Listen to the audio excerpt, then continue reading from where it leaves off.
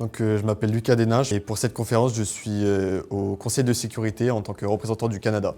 L'objectif de l'ONU, c'est de rassembler les États et de permettre des solutions qui puissent permettre à l'ensemble des États de se reconnaître dans les décisions qui sont prises. Donc il y a vraiment un aspect géopolitique parce qu'on va prendre en compte les différents tenants et aboutissants dans les différentes situations du monde. Donc là, en l'occurrence, dans mon comité, on débat sur l'Arctique en ce moment et après sur l'Afrique. Donc on essaie vraiment d'avoir une vision globale sur les enjeux géopolitiques, sur les acteurs présents dans chacune des régions pour après permettre des débats constructifs et des résolutions qui soient les plus proches possibles de la réalité. Considérez-vous pas votre amendement comme totalement inutile puisque nous sommes dans le domaine des relations internationales et qu'on ne peut pas se baser sur la simple notion de confiance? Je m'appelle Judy El Saïd Suleiman, je suis en classe de terminale. Je suis dans la comité anglaise Human Rights Committee et je suis la déléguée de United Kingdom, Royaume-Uni. On répond à une problématique, chacun fait des clauses et à la fin on les simplifie dans une seule résolution. À la fin, on a une grande résolution qui répond à cette problématique, qui est assez en détail et précise pour être la plus claire. Et c'est plutôt des problématiques comme pour la liberté, la paix.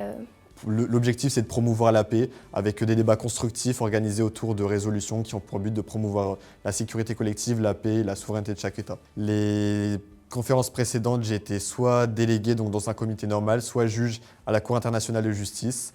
Et l'année dernière, dans la conférence de mon lycée, j'ai également fait partie de l'état-major, donc ceux qui sont chargés d'organiser les débats au sein du comité.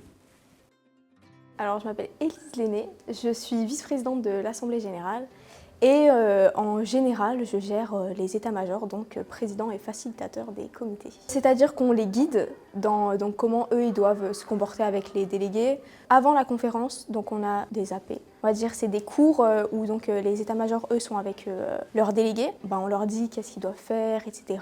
Donc nous, on est vraiment là pour répondre un peu à toutes les questions. Et ensuite, pendant la conférence, donc, eux, ils débattent sur des résolutions. Et donc nous, on fait un peu l'intermédiaire entre les professeurs et les états-majors. Et ensuite, on préside l'Assemblée générale le dernier jour de la conférence.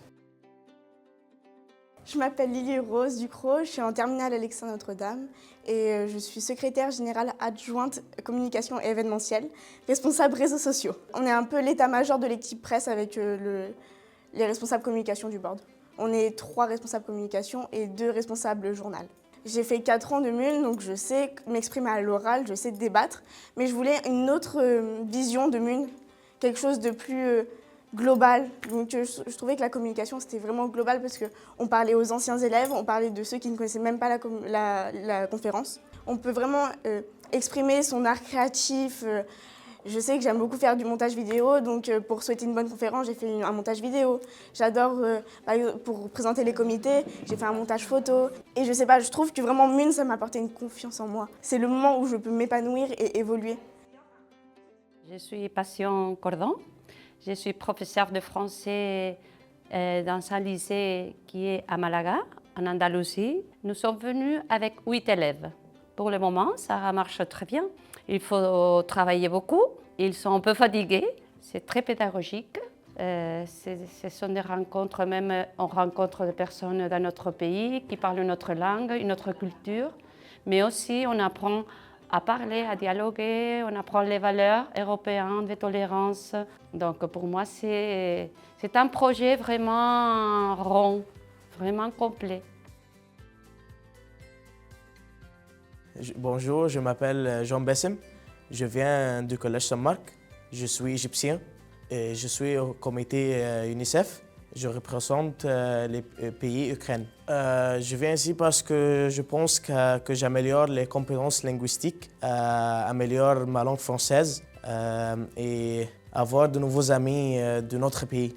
Ça permet d'avoir des liens avec des personnalités, avec des personnes d'autres pays, parce que dans d'autres conférences, on est entre Français, donc c'est plus évident, alors que là, par exemple, on va vraiment chercher En fait, c'est d'autres cultures, donc parfois c'est d'autres manières de penser, d'autres manières d'aborder les débats, donc ça crée toujours une richesse en plus. Alors, je m'appelle Virginie Passera, je suis professeure d'anglais. Oui, je suis du côté comité anglophone, et dans lequel on a 3 sous-comités. Et en fait, ce qu'il y a de génial, c'est qu'ils prennent confiance en eux, en tout cas, ils comprennent beaucoup plus et ils sont plus à l'aise à minima avec la compréhension orale. C'est pas une évaluation formelle en fait, ça rentre pas dans la moyenne. Par contre, après, c'est vrai que c'est apprécié aussi, par exemple, sur Parcoursup. Ça fait quand même des choses positives, puisque ça montre qu'ils ont fait des conférences à l'international, ils sont intéressés au monde. Ça leur développe du coup un peu savoir négocier, on va dire, s'exprimer à l'oral, quelque chose qu'on retrouve quand même dans beaucoup de métiers plus tard. La coopération, le fait de faire cascader l'information d'un groupe à l'autre, l'autonomie obligée, hein, parce qu'ils ont un cadre, et dans le cadre, c'est à eux d'aller dans la direction où ils veulent en fait. Coopération, autonomie, entraide, esprit d'équipe, je dirais. Non, c'est que du positif en fait. Quand on commence à faire une conférence MUN, on fait toutes celles qu'on peut après parce que ça devient une passion, c'est quelque chose qui nous prend, c'est stimulant, ça nous permet de développer plein de qualités, de rencontrer plein de personnes. Et après, on voit que ça marche parce que chaque année, il y a des anciens qui reviennent avec grand plaisir, que ce soit des jeunes de chez nous ou bien les autres établissements. En fait, ils reviennent, ils ont un sourire extraordinaire, ils font « Ah, mais ça nous manque, on voudrait revenir ». Donc on se dit que c'est des choses quand même qui ne sont pas trop mal réussies. Nous déclarons la 14e édition du modèle francophone grenoblois des Nations Unies close.